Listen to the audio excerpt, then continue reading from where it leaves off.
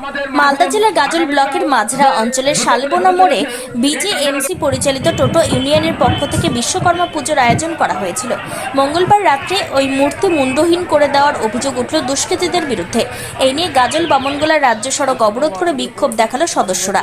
এদিন দীর্ঘ কয়েক ঘন্টা ধরে তারা বিক্ষোভ করেন। তাদের দাবি, কে বা কারা বিশ্বকর্মা ঠাকুরের মূর্তি ভেঙেছে সেই দুষ্কৃতীকে চিহ্নিত করে দৃষ্টান্তমূলক শাস্তি দিতে হবে। ঘটনাস্থলে উত্তেজনা ছড়িয়েছে। গাজল থানার আইসি চন্দ্রশেখর ঘোষাল ঘটনাস্থলে গিয়ে তদন্ত করেন। গাজল থানার পুলিশ জানিয়েছে, যারা এই ঘটনা ঘটিয়েছে সেই সকল দুষ্কৃতীদের কঠোর ব্যবস্থা নেওয়া হবে।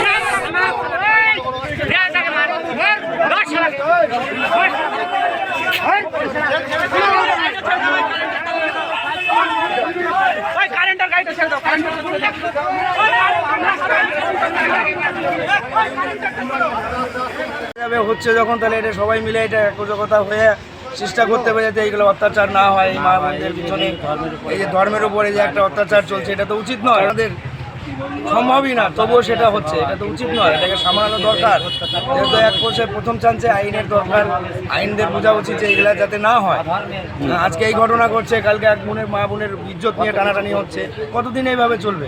শালবোনা মোড়, যে কত বড় আগামীকাল আমরা যে পুজোটা করে আসছি, এবার প্রথম আমাদের পুজো বিশ্বকর্মা পুজো।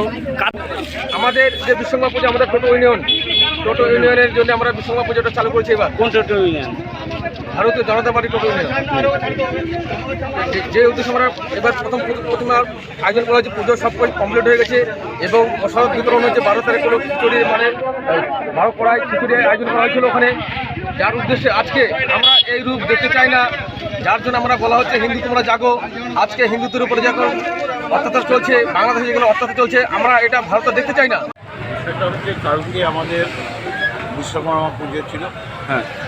এই পুজো আমাদের ভারতীয় জনতা পার্টির যে ইউনিয়ন বিজেএমসি, তারা একটা পুজো করছিল শালবোনা মোড়ে। পুজো হয়েছে, সুস্থভাবে হয়েছে। রাত্রেবেলা এরা 11টা পর্যন্ত ছিল সবাই। 11টায় তারপর বাড়ি যাওয়ার পর রাত্রেবেলা কে বা কারা, এটা এখন দেখা যায়নি, ধরতেও পারিনি আমরা। এটা তদন্ত হচ্ছে। আমরা এখনো ইয়ে করি, আমাদের তো সেরকমভাবে এখনও কাউকে দেখিনি সন্দেহ করবো।